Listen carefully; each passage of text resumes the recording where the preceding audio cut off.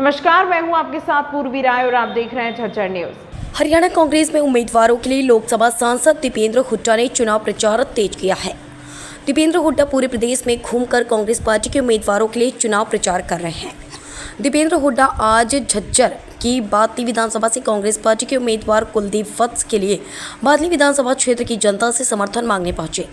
कांग्रेस उम्मीदवार वत्स के समर्थन में लोकसभा सांसद दीपेंद्र हुड्डा ने बादली विधानसभा क्षेत्र की गांव सिलानी में पहुंचकर ग्रामीणों से कांग्रेस पार्टी के लिए समर्थन मांगा और सिलानी गांव के ग्रामीणों ने दीपेंद्र हुड्डा और कुलदीप वत्स को अपना समर्थन और आशीर्वाद दिया।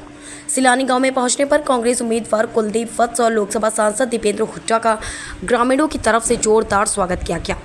इस दौरान कांग्रेस पार्टी के लोकसभा सांसद दीपेंद्र हुड्डा और कांग्रेस के उम्मीदवार कुलदीप वत्स ने अपने भाषण के दौरान भारतीय जनता पार्टी की सरकार पर जमकर निशाना साधते हुए अनेकों आरोप लगाए और कहा 10 साल में भारतीय जनता पार्टी की सरकार में हरियाणा प्रदेश का भट्ठा बिठा दिया और लोग आज भी चौधरी भूपेंद्र सिंह हुड्डा के राज को याद करते हैं, क्योंकि भाजपा ने हर वर्ग को दुखी और परेशान करने का काम किया। चाहे खिलाड़ियों की बात हो या फिर किसानों की बात है या जवानों की बात हो, भारतीय जनता पार्टी की सरकार में हर वर्ग को प्रताड़ित करने का काम किया है।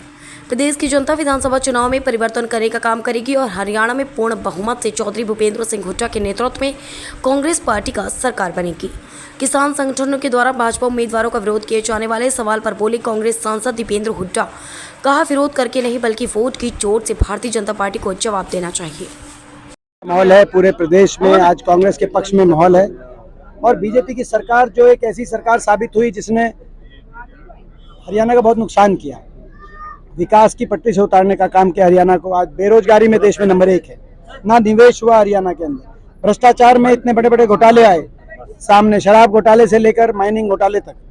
और आपने देखा आज ऐसी स्थिति बन गई हरियाणा के अंदर कि इन्होंने भाई को भाई से उलझाने का भी काम किया, कहीं जाति के नाम पे, कहीं धर्म के नाम पे, हर प्रकार का हरियाणा का नुकसान किया 10 साल तक इन्होंने।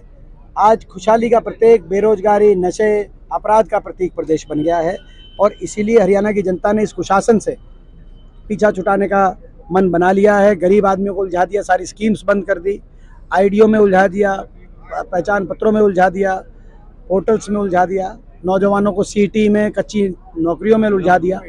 तो हर वर्ग आज दुखी हो गया इस सरकार की अनदेखी से, बीजेपी की अनदेखी से, और हर वर्ग ने फैसला किया है कि कांग्रेस पार्टी की सरकार बनाने जा रही है हरियाणा की जनता। कह रहे हैं कि हम जी चाहते हैं पार्टी में शामिल करा लेते हैं। लगातार विरोध हो रहा है भाजपा उम्मीदवारों का, किसान संगठन द्वारा विरोध। मैं शुरू से मैंने एक बात कही है हमेशा, जब लोकसभा चुनाव में भी एक आधी जगह ऐसी बात आई थी, जब शुरू हुए लोकसभा चुनाव में, तब मैंने ये बात कही थी कि मैं सभी हरियाणा के लोगों से यही आग्रह करना चाहता हूँ कि विरोध का सही रास्ता वोट से विरोध करना होता है।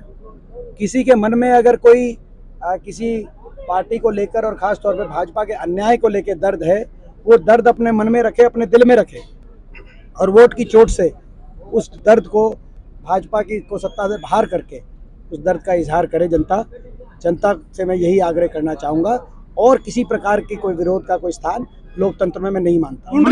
पुंडरी में जैसे आपके हेलीकॉप्टर तक आपके कार्यकर्ता पहुँच गए, पुंडरी में हेलीकॉप्टर तक आपके कार्यकर्ता पहुंच गए, सुरक्षा में कहीं ना कहीं शांति सुरक्षा में चूक थी। केवल पुंडरी में ही नहीं, मैं आपकी जानकारी में लाना चाह रहा हूं कि लगभग हर रोज हमारे को बहुत प्रशासन की ओर से, मैं पूछना चाहता हूं प्रशासन की ओर से हर रोज हमारे कार्यक्रमों में बाधा पहुंचाने का क्या ये सही रास्ता है लोकतंत्र में? आपने पुंडरी की बात की क्योंकि वो बहुचर्चित बात होगी, वहाँ पे हेलीकॉप्टर की लैंडिंग की परमिशन हमने ली, लेकिन वहाँ पे पुलिस की कोई व्यवस्था ही नहीं की गई और इसीलिए हम वहाँ पे पहुँचे तो हेलीकॉप्टर छोड़ते हमें उड़ गया और अगले कार्यक्रम तक जहाँ हमें हेलीकॉप्टर से जाना था गन्नौर हल्के में। तो ये इस तरह का लोकतंत्र में हमें भी चुनाव प्रचार का अधिकार है। ये हमारे कार्यक्रमों में प्रशासनिक रूप से इस तरह से विफलता क्या सरकार को शोभा देता है? इलेक्शन कमीशन में तक हम पहुँचाएंगे ये बात, लेकिन इलेक्शन कमीशन से भी हमें कोई उम्मीद नहीं है। एमपी साहब जिस तरीके से पूरे बीजेपी के, बिल्कुल हरियाणा क्राइम रेट में देश में नंबर 1 बन गया है, सबसे ज्यादा क्राइम हरियाणा में आज हो गया है अपराध दर में, और ये भारत सरकार बता रही है।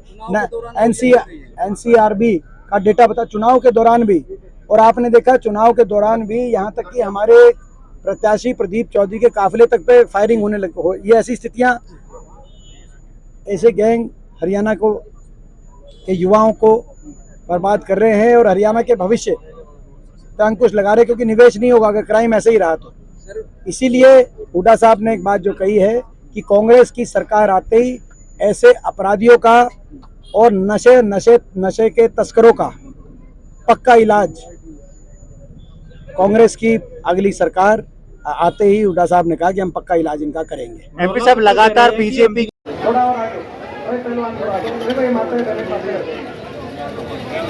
बहने इनको आगे आने दो, मैं माताओं बहनों को आगे आने दो, थोड़ा सा और, मैं सबसे आग्रह करूंगा भाई,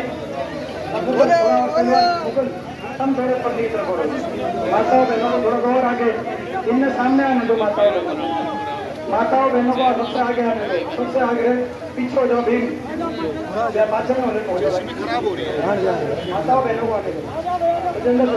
तमाम महत्वपूर्ण खबरों के लिए देखते रहिए झज्जर न्यूज़।